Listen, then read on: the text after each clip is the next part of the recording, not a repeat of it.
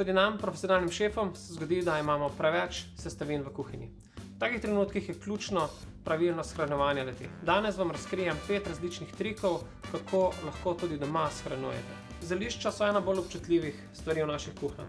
Najbolj učinkovit shranjevanje teh je, da jih zavijete v papirnat prtiček in ga polijete z vodo. Tako kar bogato navlažite, da se pa vse skupaj ne izsuši v hladilniku, pa pokrijete še z prozorno folijo. Na takšen način vam bodo zelišča zdržala tudi do 14 dni, če jih prinesete sveže iz vrta presel.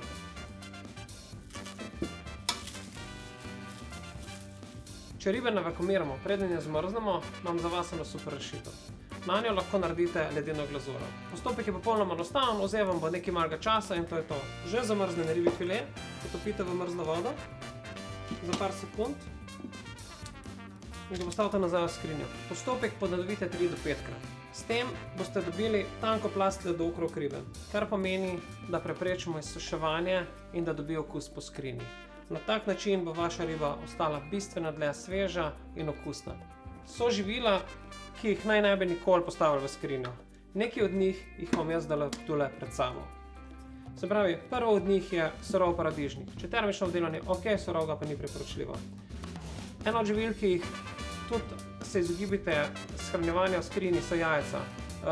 Ko zmrznemo jajca, rumenjak postane tak zelo čvrst in žvečljiv.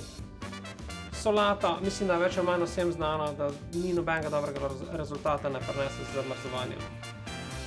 Krompir surov je zelo nepriporočljiv za zamrzovanje, saj dobi popolnoma drug okus in pa teksturo. Tudi mlečni izdelki, veliko mlečnih izdelkov, ki vsebujejo veliko vodo, so neprimerni. Kisla smetana zagotovo neprimerna, saj z zamrzovanjem postane zelo gresasta in težko uporabna.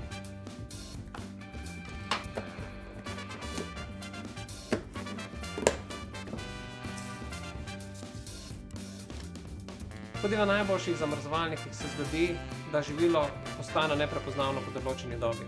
Zato se vedno poslužujte nalepk, na katerih napišite, kaj je in kdaj ste dali zamrzniti. In ko boste rabili to živilo, z lahkoto ga boste našli in boste vedeli, kaj že imate skladiščenega.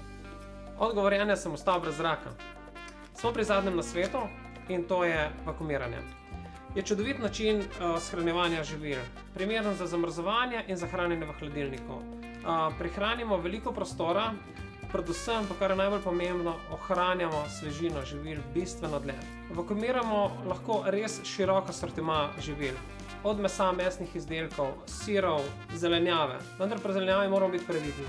Če jo bomo vakuumirali, je dobro, da jo prej zamrznemo. S tem bomo preprečili, da se sprijema skupaj.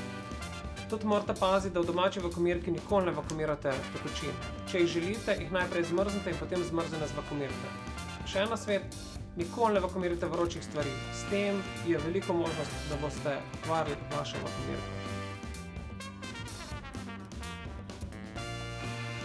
Upam, da smo osvojili 5 načinov shranjevanja in da bomo to počeli zdaj z odliko.